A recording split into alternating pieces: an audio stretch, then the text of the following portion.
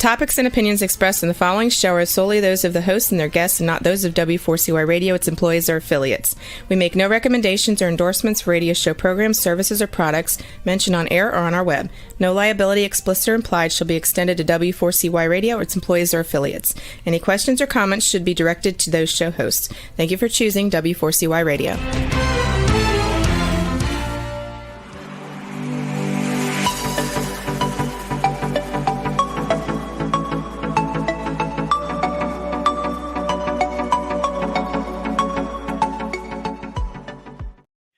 Well, hello and welcome. This is Bill Martinez, and we are live. Great to have you along with us, sharing a part of your day. For more info on the show, you can check it out, BillMartinezShow.com. Dorothy Logan is going to be joining us in just a moment. She's the founder of Freedom Academy, going to talk about her new book, Black and White, an essay on critical theory, freedom, and the pursuit of happiness. Well, during the last few years, we've watched an ideological culture war play out that has pitted Americans against one another.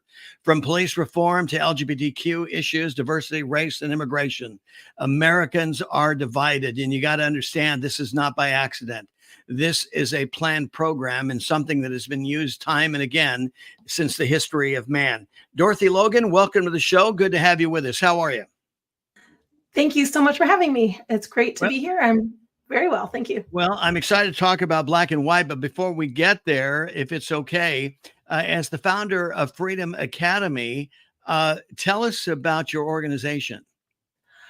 It was essentially in 2020, I've had this urgency to get this message of freedom out there. I realized that there are a lot of people who didn't understand what freedom was and where it came from and how much in threat it really was at the time. And so I kind of did a bunch of things to kind of hope that something would stick. And Freedom Academy is one of those things. I have monthly webinars. I used to have weekly webinars, but it's monthly webinars. I'm dealing with teaching others how to apply freedom principles to everyday situations as well as current events and how to interpret what's going on in the world and in the country through that lens.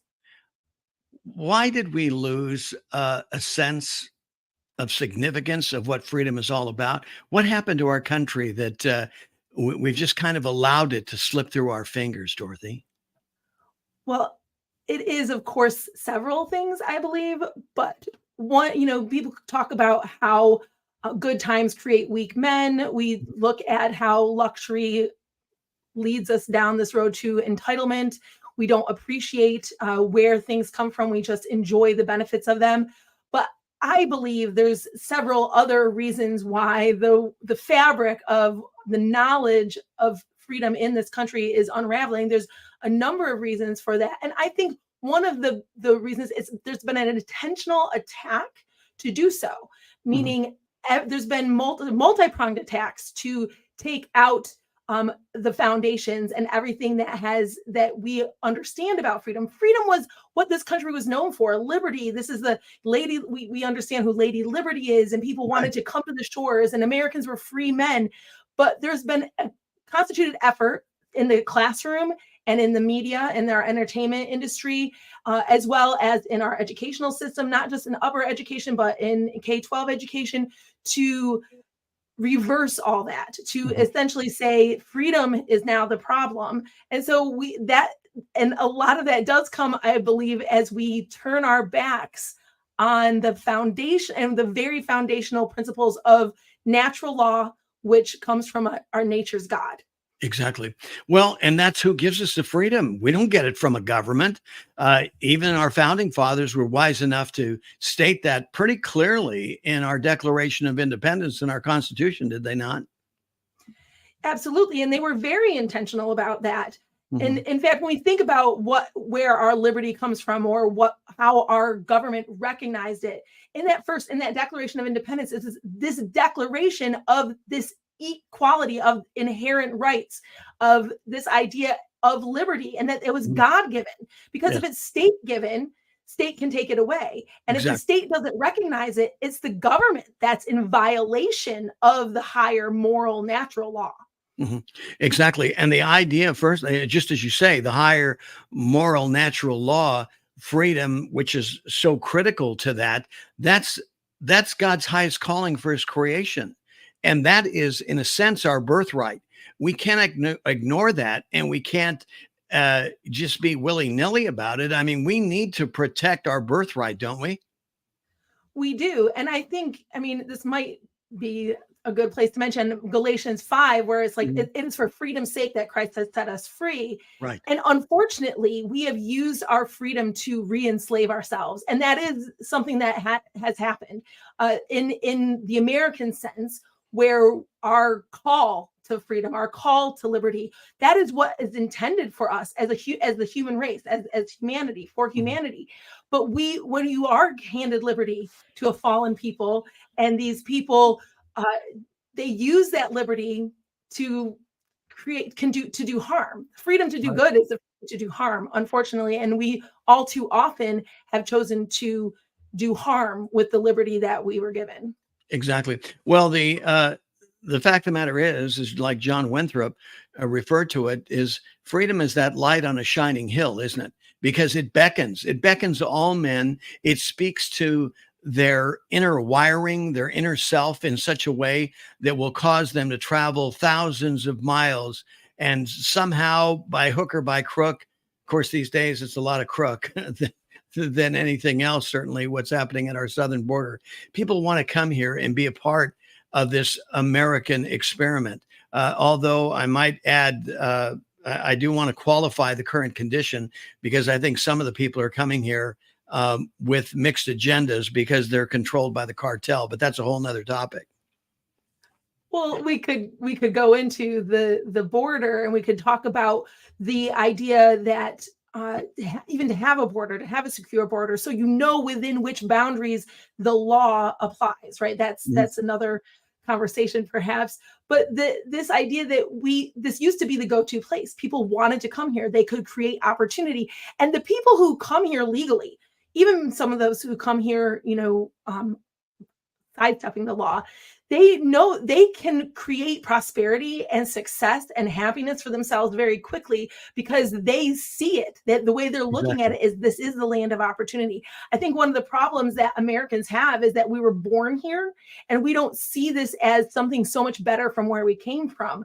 We see the trappings that we have erected for ourselves, and we don't see how the system that is in place actually allows us to engage and pursue our own happiness to the point of our own fulfillment. We are still looking for someone else to tell us what will fulfill us and tell us what will make us happy. And and we think we're entitled to just being happy because we were born here. Right. Well, the system's been corrupted, if the truth be known, Dorothy. That's the problem, is when you have a corrupt system, people start to lose faith in it, and then it's easier to topple. And freedom becomes some sort of ethereal, kind of elusive idea, because we have we've subordinated, as you say, these natural laws and the laws of God. We've subordinated them to the interests of, governments, people in power, the elites, even our own selfish ways. Eventually, that's what happens, and then it implodes on itself. I mean, we're back to the book of Judges, right? That's cycle of nations where everything's going hunky dory, and they start getting a little bit too big for their britches and arrogant. And then God sends them into captivity so that they might understand what really it's about. And then in captivity, they cry out for God, saying, "Forgive us, we get it," And God sends a leader, a prophet, to come in and restore them. And then they go back into the cycle again. It's just something about the human condition, right? Yes. And there's a phrase that's repeated over and over in Judges too, that everyone did what was right in their own eyes. In their own eyes, exactly. And that's what leads them into oppression. And so I think it is the human condition, unfortunately, but it's one that we can, I believe, believers can don't have to worry about. Well, we do, in as much as that. Look, we're not here by ourselves. We're not our own rocks and that sort of thing. We're in an island unto ourselves. Is we have to interact with people, and God blesses us to bless others. And so we need to take the blessings that God has given us: insight, intellect, in order to serve others, because we do see it. And even the church right now is under attack. It is falling victim, and they're embracing things that you would think never in a million years, Dorothy. At least I said, wait a minute, what happened to the church? What is going on? And of course, we're told in the Bible that there will be an apostasy, that people will move. They'll be more interested in hearing things that will itch their ears than the truth of God. But once you abandon the truth of God, you're wide open to every theory and possibility. And you open the door to chaos. So now darkness has come in, chaos is running rampant. We've got crime being manifest at every turn. We're wondering, what is the future of humanity? Our governments are compromised and corrupt. And it's not just here in America. It's a condition that's happening, quite universally, isn't it? It is happening, at least throughout the West, quite spectacularly. I think that when I say we don't have to worry about it, there is a difference between living in freedom and living in fear. Exactly. And if we are truly living in freedom, yes, that's why I had this urgency, right? To this, yes, we're called to share what we know with others, and we are called to interact with them, and that's why I had this urgency. And you have to use your gifts and talents, and even being on your show and talking about my books. I'm like, well, I wrote the books and I don't need to publicize them. But I'm having such an opportunity to share these ideas. And I think we are called to share the truth in many, many forms based on the gifts that we were given. And unfortunately, as we see this decay throughout the Western world, that is Christendom. The decay is happening throughout what used to be considered the realm of Christ, where we look to the truth. And now the truth is being turned into a lie. Lies are being defined as truth. Evil is good. Good is evil. And people only listen to what they already agree with. And that's where we find ourselves. Dorothy Logan is our guest, and her brand new book, Black and White, an essay on critical theory, freedom, and the pursuit of happiness. Dorothy, I'm so glad that, first of all, you wrote the book, number one. Number two, that you're here on the show to talk about it, because this is important. We still have a First Amendment, and we need to demonstrate to the next generation what is the First Amendment and the exercise thereof looks like. It is where we can put our thoughts in the marketplace, put them forth, and have them hopefully academically discussed, to where we can say, okay, do your thoughts, what you're sharing here, is there value in the marketplace? Is there something for us to draw out of this? Otherwise, we might as well just go put ourselves in a corner and just talk to ourselves, right? Exactly. And that's why I changed my mind. I was like, okay, I think people do need to hear, people need to think about things differently. We have also been conditioned in the modern society, in the contemporary society. I don't know what era we're living in now, but this idea that we to think a certain way, and that we don't know how to think outside the box anymore. We're taught what to think instead of how to think. We're taught that, not taught from different perspectives, how to see things. And that's another reason for the book, and why I want to put these ideas out there, because maybe, just maybe, it'll spark a new way of thinking in the reader.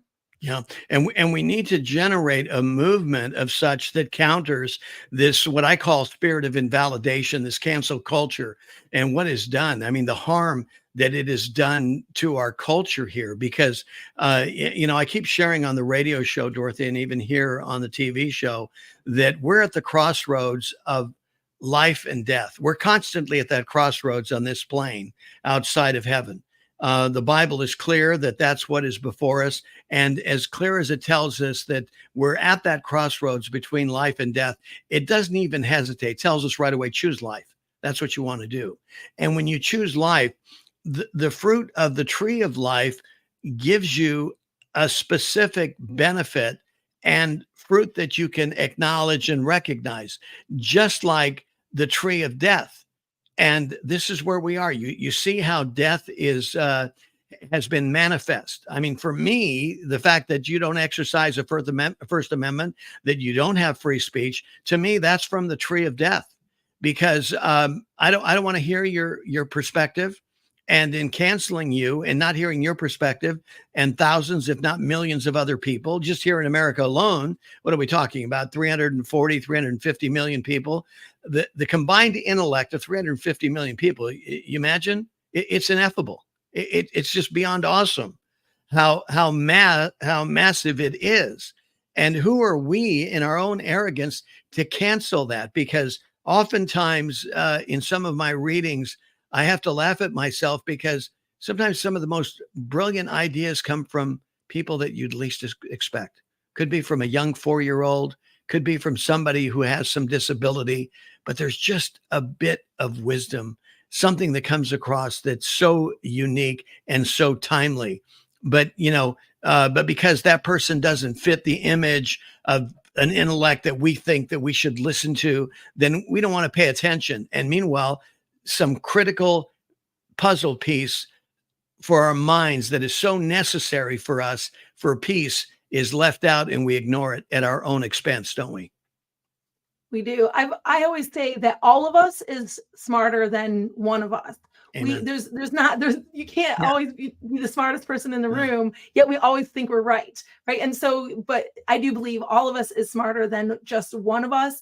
And we really should want to hear what people have to say, even people who disagree with us, not only coming from a person that we might not expect, but we want to know what other people are thinking, people whom we disagree with, which is why I don't understand cancel culture all that much. Mm-hmm. I kind of want to know what the quote unquote enemy is thinking, but maybe also it will give me something to think about, and I'll be able to think about something in a different way. It might spark an idea within me, or a conversation that can lead to solutions to whatever is in front of us at the moment.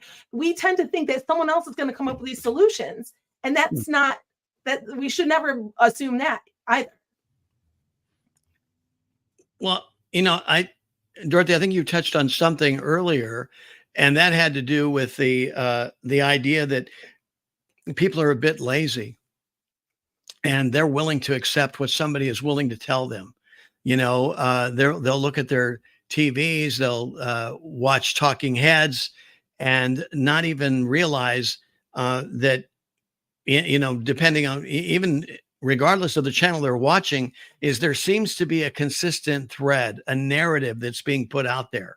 And if you don't realize that some of these news institutions are connected and controlled by a specific number or group of people, then you miss you miss the you miss the presentation, that it is consistent. It doesn't matter if you're watching Fox News or you're watching MSNBC. If you listen close enough, you start hearing, you go, wait, where did I hear that? Oh, I thought no. And you realize there's these talking points that are consistent coming out there, not to cause us to think and to expand our intellect, but to stifle us and to dumb us down. And not only that, to divide us. I think that even, the social dilemma, this idea of social media, it was created, the algorithms are created to form a narrative in order to divide us, in order to make us entrenched in our positions. So they are putting out a narrative, telling us what to think, and there's an agreement across all platforms, but then they do it in such a way as to make sure we're divided on that, to continue the division and the kind of toxicity between sides on any given issue. Like they create sides on issues instead of just, here's some facts and maybe an interpretation of them, but here's an alternative interpretation of, but it's not like that. It's like if you click on a particular video by a particular person, they're going to assume that you want to hear more and more of that, and actually people become entrenched in their narrative, and they believe it, and they believe everyone else believes it too, because it's all they're hearing. Exactly. Well, and the thing is that you would hope that with any idea, you would pause a moment and put it up against your qualifying principles. I say that America needs to return to its first principles. We missed a turn along the way. This is why we've become, very modernistic in our approach. We've taken God out of the culture, out of the classroom. At every turn where God has been left out, it's a mess. The classrooms are a mess. Crime running rampant in the street. The kind of demonstrations that are not so peaceful, by the way, and how one side seems to be more interested in causing damage than the other side, and that's a consistent view that, or at least manifestation that I'm witnessing, Dorothy. And but we got to stop and be able to say, okay, does this idea add or take away from these foundational principles, right? Right. And there is one side that wants to completely destroy the good. Meaning, in what way? I mean, they articulate it clearly themselves, right? They say we think that a constitution should be thrown out and replaced with something else. They say we need to replace history. We need to rewrite history. They say that the system needs to be burned to the ground. They tell us that it needs to be destroyed. I mean, even, you have one side saying abolish the police and thinking, what, how does that work? Who in the right mind thinks that's a good idea? And then they realize the absurdity of that, of course. They didn't. If they would have, that would have been okay. I mean, have the conversation, but let's get real about this. They went ahead and doubled down. And here you got these particularly democratic cities that said, okay, we are going to defy common sense, nature's laws, so to speak, and everything else. And yet the people that they thought they were helping, which was quite rich with irony, is the people they thought they were helping, these minority communities, are yelling, going, what? What are you kidding me? You're going to take the police away? You're idiot. But no, you get all these people that think, with their self-righteous attitudes, oh, we're going to just blow it up. We're going to tear it all down. And look what happened. We've lost a lot of police officers, good police officers along the way during this theoretical exercise. And now you've got these same cities going, well, man, we need to get them back. Like, oh, wait a minute. You just destroyed these people's lives. You caused them to retire early, get out of something that they enjoy doing. And you think they're going to want to come back in this kind of environment and have their retirement, taken away from them, or compromised, or, like some police officers end up in jail under kind of, questionable means. Who wants that job? Yeah, they're not doing a good job at wooing them back, which is, it's also interesting to note that the military is having the same kind of conversation as well. But they won't admit for one of the reasons why their recruitment numbers are down. And it is the focus not on military training, but on this idea of diversity and I don't know how you want to call it. Well, it's all this cultural wokeism, and that's not what you go in the military for. You go in the military to defend, and if you got to go to war, I'm sorry, you're not worried about somebody's pronoun next to you. All I'm worried about is, look, if you've got a weapon, can you protect my back as good as I'm going to protect you? I don't, and that's all that matters in war. I'm sorry to say, all this other stuff is nonsense. And I can tell you this, Dorothy, is that the recruiters, they understand it. But the problem is they can't say anything, because if they say something, then they're going to get in trouble, and they are going to lose their pensions. They're going to get kicked out of the service. So they need to go along to get along. And it's unfortunate. And are you aware what kind of signing bonuses that are out there now? No. This is how desperate they are. The Army is offering signing bonuses up to $60,000. Wow, they are desperate. You see, and what it is that the taxpayer are paying for this accommodation for pronouns, LGBTQ, for abortions, all these things that should have nothing to do with a military and what a military's job is. What are they for? They're not there to worry about your abortion.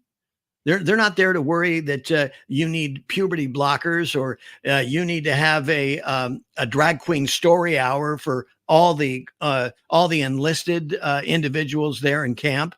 Are you kidding me? I mean, this is how absurd this has become. It's no wonder that America has not won a war, what, in the last 70 years or so? And when you think about the one role of government is to, one, protect our rights and to protect our safety, essentially from within and without, right? Right. And so you look at the police force, you look at the military, and the one role they have for this one role, security, they can't even accomplish it because of the fact that they've turned their back on these first principles, right?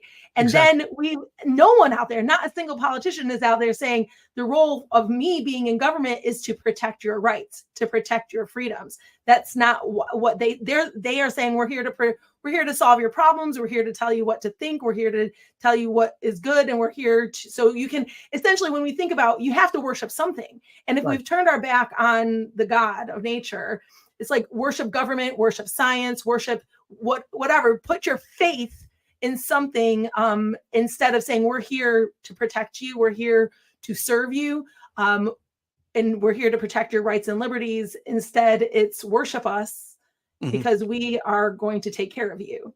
Well, it's the book of Romans. We give up the truth for a lie. And this is what has become so pervasive. We think we elect officials to do, just as you said, protect our freedoms, to protect our safety. And little do we realize that once they get to DC, they're told, forget about that stuff. You need to subordinate your constituents' wishes. The most important thing you can do is get reelected. I mean, think about that. So that is the most important thing. So that's what motivates them to compromise on their values, because they have been told, and the system is so well oiled and well entrenched all these decades, to tell these elected officials, you must follow suit. And look at the examples. When you look at the examples of Congress, how many congressmen, how many senators, how many elected officials can you point to and say, boy, that I want my child to grow up and be like them? I don't have one. I mean, that's I pretty don't have sad. one. That's pretty sad, isn't it? Yes. I mean, there's probably some qualities of individuals where you might say, okay, hey, I like this person. I like the way they are. But by and large, I mean, that's pretty sad that you can't say, look at that we don't have a plethora of examples of people to point to say, honey, when you grow up, I want you to be like her. This is a great example of a leader that we learn. And I mean, our leadership is anemic right now, and America is paying a price, and that price ultimately, and which you point out in black and white, is our vulnerability and our future. Yeah, we tend to, I don't know. There was a phrase that my first political science professor gave me in my first political science class in college, and it was, you can't go swimming in a cesspool and expect not to come stinking yourself.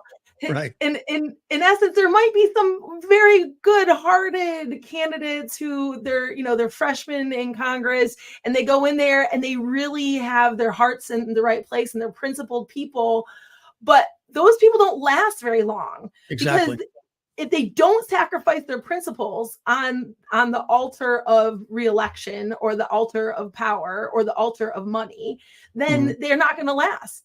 A principled person cannot last in the government system that we have right now. Exactly.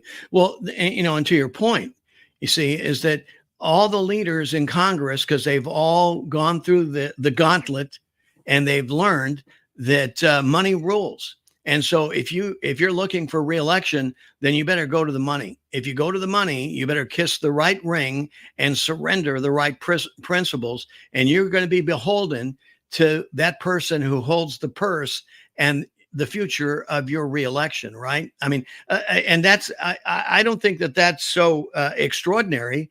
I think it's common sense. It's a natural response in our humanity. Because the system is so rigged, Dorothy. I don't think we realize how rigged the system within the bureaucracy, how it's become. This is not the United States of America when George Washington was president. By no means.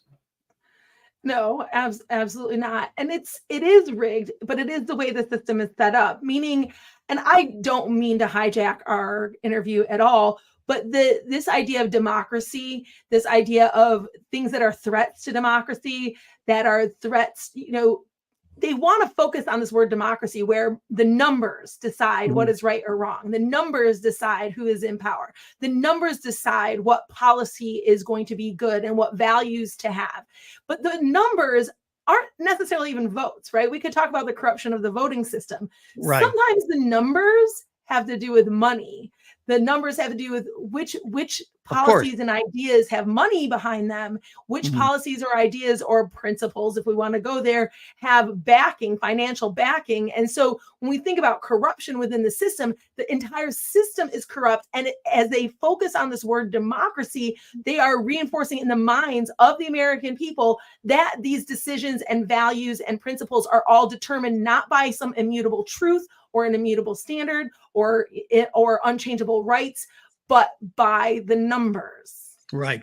No, you're exactly right. And behind the numbers, just follow the money. We were having a conversation with Adam Andrzejewski, who is the president of Open the Books, and he was revealing their new auditing breakdown of what's happening in universities, Dorothy, and how much money they're getting, in endowments, and how that's translating into an expense against our taxes. So the American people are underwriting these top universities. They only looked at top 10, and they had like, I don't know, something like $45 billion, right? And that's all being paid by American taxpayers. This is 10, all right? So, the number's bigger than that ultimately. But all that, Ivy League and I think Stanford outside of Ivy League, and there was another one, Northwestern, I believe. But 10, the 8 Ivy League schools plus 2 others, and something like, $45 billion of endowments that are covered by the American taxpayer. Okay. And so, and you look at the return on investment, what do we got? We got a bunch of kids that have been indoctrinated. They hate America. They don't even understand the difference between war and peace. They don't understand how somebody can invade a peaceful nation, rape their women, kill their kids, put them in ovens, behead people. And they're so twisted and confused. They think the ones who started it, the perpetrators of this violence, they think they're the good guys. It's like, heaven help me. But yet we are, with our own taxes, we're supporting, these kind of institutions that produce, these kind of future thought leaders. I mean, it'd be different, Dorothy, if at the end of the day we said, wow, this investment, all this endowment money and everything that we're putting into these colleges. I mean, look at all these smart kids we're getting. I mean, man, they are contributing. They are tearing it up. And they're making America greater than we even thought possible because of their intellect and how they've been educated and trained up at these universities. But no, the opposite is true. They're trained to, as you mentioned several times now, is to dismantle this great American experiment. And the thing is that's so shameless about it, they don't even have an idea what to replace it with. We just want to dismantle it. Right? Right. But of course they'll build it back better. How? What are they gonna build back? I mean, it's like, Joe Biden, oh yeah, we're gonna build back better, the Obamas, oh, build back better. And then later on he goes, oh, well, those shovel-ready jobs, I guess they weren't so shovel-ready after all. So it's like, wait a minute. So what did you know? What did you know based on a theory and the expense that you caused your constituency and the American people at large, and you think it's nothing? You just laugh about it. Are you kidding me? This is where the American people have to know the difference. And to the point of your book in Black and White, Dorothy, which is so important, and you got to keep beating the drum on this issue, is that America has to wake up and demand better. We can demand better, we can expect better, and even ourselves do better, can't we?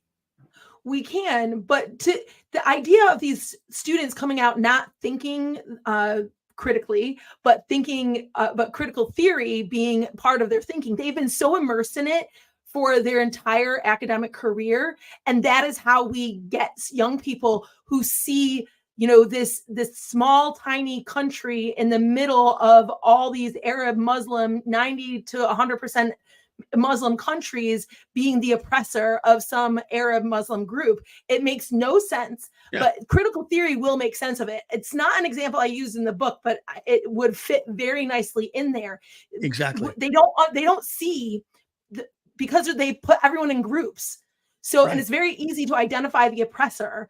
If it's very easy to identify the oppressor, and they love to use the word Zionist instead of Israelis or Jews because it sounds scarier. You just put an ist on something, and Zionists are the people who want an Israeli state, a Jewish state. Right. But they say, here's the oppressor. And once you identify the oppressor, there's no good people in that group. So there are no innocent children. There's no innocent teenagers. There's no innocent mothers. There's no innocent girls. They basically do dehumanize them. And that's been part of their thinking. And they've been immersed in that way of thinking for probably their entire lives by this point.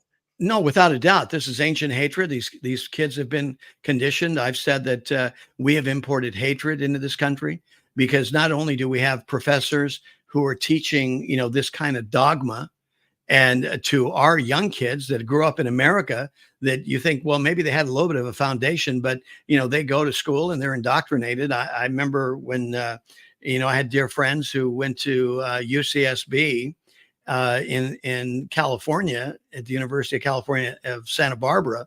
And it's a great campus. And it only took one semester. And my good friends that I grew up with, they came back and I go, what are you talking about? It was like, it was such a radical change in such a short period of time. Now, these other kids who come from the Middle East, they're conditioned, in vitro to hate Israel. And the thing is, you touched on something which kind of made me smile a little bit here, Dorothy, and that is, here is Israel, this splinter of land, and it is just tormenting the holy what have you out of all these Arabs that surround little Israel. And its population, by comparison, is a minnow compared to these Arab nations. And they are just absolutely tormented by this small segment of the world. Isn't that incredible? It kind of makes me laugh, for all the bluster that the Arabs would want you to believe, as opposed to just saying, hey, look these guys got their act together. I mean, when you think about in 1948, when Israel became a nation again, that land, even Mark Twain said, this is a mess. Who'd want to be in this land? I mean, this is just a desert waste. It was laughable, right? And here it is. The Jews come in, they're geniuses with irrigation. They start creating oases to and initially even the Arabs and the Palestinians were up there. We don't want nothing to do with it, whole deal. All of a sudden Israel comes in and they clean it up and it's thriving. And guess what? All of a sudden, that's our homeland. It's like, oh, you guys, you think everybody's stupid and is not aware of history. We know what happens, but yet, it just sometimes to me, it gets to be a waste of time to hear them pontificate because it demonstrates how little they know about history. Yeah, and also about the result of freedom as well, the result of the kind of the Judeo-Christian values of Western values, because that creates prosperity, that can create innovation, that creates actual technological progress and promotion of the human condition. Where if you are so enamored or held back or digging into values that belong a 1,000 years ago or so, where it's all about hatred and it's all about eradicating a people, or it's about conquering through violence, you're never going to produce prosperity. You're never going to produce innovation. You're never going to produce the progress or advance the human condition. They're not interested in that, number one, but it just also demonstrates how Western values, liberty, can produce better conditions and advance the human condition better than any other method moving forward. Well, and this is why China has to still intellectual property, right? Think about it, to your point. Right, because this although necessity is the mother of invention. Right. Right. I get that. Yeah, I get that. But when you have freedom of thought, when you have freedom of conscience, when you have property rights that extend to your private personal mind and life, this is a much more fertile ground for growth in any number of areas. So this is why socialism doesn't work without the free market. The free market has to be at work. It's at work in all places at all times, but you have to be able to see how it's working, or else socialism is not going to work either, because the principles work. It's when we try to mess with the principles, or we try to control the principles, that they start falling apart and hurting the society that they're supposed to be helping. You're talking about the free market principles, not socialism, because the free market system allows us to attain to our highest ambition. And I think that's what frustrates the heck out of people most often, is when they're a square peg in a round hole and they're limited, and they've been mediocratized. That's why, for me personally, I got to tell you, I've worked in a couple of union situations in my life experience, but I never really ultimately enjoyed it, because I felt like, boy, you were going to be held back, consistently. And it is the nature of the union mentality, a one size fits all. Our government thinks the same way. It's one size fits all. Well, that right away tells you that's going to mediocritize the result. And that's been my observation time and again, Dorothy. Well, yeah, because we use free market principles in every area of our lives. Well, It's not just economic. We use it in relationships, in what activities we decide to do, not just in what we decide to buy or how we decide to do or be employed, or any number of things. It's always at work. And when we interrupt that and say someone else knows better than you what you are going to prefer, because free market principles is as simple as this: you always give up that which you value less for that which you value more. And that's at an individual level. And that's why it works, because everyone values something less and values something else more. But when a bigger entity comes in and says, no, we're going to tell you what you need. We're going to tell you what will make you happy. We're going to tell you what you should value. We're going to and everyone should have the same value, and everyone should have the same. That's this idea of equity, is this social, the central planning of happiness. But whenever a bigger entity comes in and says, no, we know better than you what will make you happy, that's interfering with those free market principles. And it does not just have to be in economics. It can be in every area of our lives. Well, I don't know if you caught this in the Wall Street Journal today, but they're reporting that DEI is dying. We said DIE is the way we refer to it, but DEI, to your point, diversity, equity, and inclusion, is dying in the boardrooms of corporate America. And the reason it's dying, because it ain't producing, okay? Because corporate America is in business to make money. They've got to, ultimately produce, for their investors. And their investors are saying, the heck with this woke stuff. You've tried it for several years. You cost me millions of dollars. Get it out of here. And so the reality, this is, I guess, in a sense, we can take some hope from this, Dorothy, is that, the free market isn't totally dead. Capitalism isn't totally dead. That we have been to that banquet table, and we don't like the food that is in the socialism, part of the building. It doesn't taste as good. This DEI stuff, all this stuff that is being thrust upon us to socially engineer our thinking is, I think it's starting to come to its point of climax and fading into the sunset. And the sooner it does, the better for all concerned, I believe. We can hope that. And in fact, in one of my problems with the theory when in the book Black and White is this idea that, well, liberty principles work and these other principles don't. So that is a huge problem for the theory, for this direction that we're going. However, I I want to caution people to just say, oh, we're winning this battle or we're Oh winning gosh, this no. war, Yeah, because right. we Exactly. tend to like then relax Yeah. about it. We're like, oh yeah, Yeah. we're winning now. And then that's when they come up with another new strategy to fail forward in another direction toward what they desire, even though we don't know what that is. Yeah. It's got to be Well, better than it's where like we are. it's like climate. Follow the thinking of this whole climate deal. I mean, in the 70s was an ice age. Then it became global warming, and then now it's climate change. And every year there's a new pronouncement of the eradication of America. You've got COP28 meeting in Dubai right now, and they're all in a frenzy, clutching their pearls about about the universe. And and here's my thought for what it is that I remember when it first came up, I just imagined God having a conversation with Peter going, hey, didn't I tell you to fix that? What were you doing? Where have you been? I told you to fix that. I mean, like, as if God didn't already set things in motion. I mean, the Bible's real clear, and yet man in their own thinking and theory, again, this is what I have to laugh about. For the sake of theory, we're spending trillions of dollars and we're hurting a lot of people based on a theory. It's crazy. Well, and I think that's a lot of people would argue that that's kind of the point, because if you take logic and you apply it to the theory and you apply it to the facts, they're not solving anything. Is this a problem for whom? Is it a problem for what? Is it a problem for the earth, or how is it? And then what we're doing as our solution helping or hurting the earth? Is it helping or hurting human beings? Are we better off today, environmentally or with the climate, Right. or worse off? And people can't answer those questions honestly and say that we need to be spending any of this money.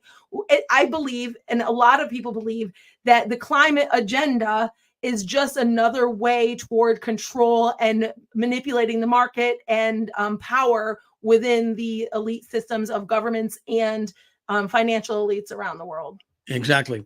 Well, we've got a couple of minutes left here, Dorothy. I want to give you an opportunity to, summarize Black and White, what you would want the reader, what you want our viewers to get from your book, and, the hope that is ahead for tomorrow, because I believe there's still plenty of hope in this great American idea. God willing, by his grace and mercy, that we would, because we know whether or not the country aside, we certainly can hope put our hope in God Almighty, right? Absolutely. So Black and White is essentially a offshoot of my other book, The Unraveling, but it's a 3-part book. It explains critical theory, not from the philosophical academic side, which is what you're going to get when you go out onto the internet to try to figure out what is critical theory. And people always go to critical race theory, but there's actual critical theory. There's, Right. pedagogical, there's legal, there's a lot of different, but you can apply any of it to it. So what is critical theory? And not from this high academic thinking, but from what can the ordinary American understand? So that's part one. I go into it because there's so many people who say it's bad. Why is it bad? And I kind of explain all that in part one. And then in the last part, I address the diversity, equity, and inclusion and why that's a failure and why that's not directed by our founding documents and involved in liberty principles. And we've talked a lot about that here today. And then the middle part is just kind of a lesson, because this didn't take place in a vacuum. It took place in the timing that it took place. And the 2020 was an impetus for all of this for me. And if you remember this new national holiday that we have, Juneteenth, Yes. I take a minute to talk about that and why it's important and how it should be framed. Not that anyone out in the media framed it this way. And so I'd like readers to walk away, one, knowing that people just like them who have no media presence and no influence other than their small sphere of influence have ideas and have ways of thinking that other people might want to hear. I want them to know, okay, I've never heard of Dorothy Logan before, but okay, she has ideas that I want to hear. Maybe people want to hear my ideas too. Number one. And number two, I need to start thinking about things differently from a different perspective than what I'm told to think about these things, the direction I'm told to think about these things. That's what I want readers to go away with from that book. We've said time and again here on this show, you must own your own knowledge.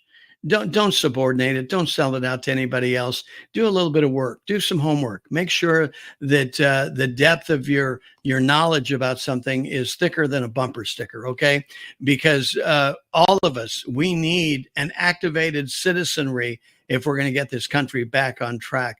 Dorothy Logan, founder of the Freedom Academy. How can people be in touch with you and find out more information about the Freedom Academy? They can go to freedomacademy-dorothy.com. My books are for sale there. Also, my blog and the webinars are listed there as well. And there is a way to contact me through that website too. Well, Dorothy Logan, cannot thank you enough. Congratulations on the book, Black and White, also Unraveling, which you and I had talked before on the radio show. And I so appreciate your leadership and your ideas and what we can do to get this country back on track. Thank you again for being with us. Take care. Thank you. Our thanks to Dorothy Logan. She's the founder of Freedom Academy, author of the book Black and White, an essay on critical theory, freedom, and the pursuit of happiness. And thank you for sharing a part of your day with us. May God bless you. May he make his face shine upon you. May he be gracious unto you and give you peace. Thanks again for being with us. God bless. Take care.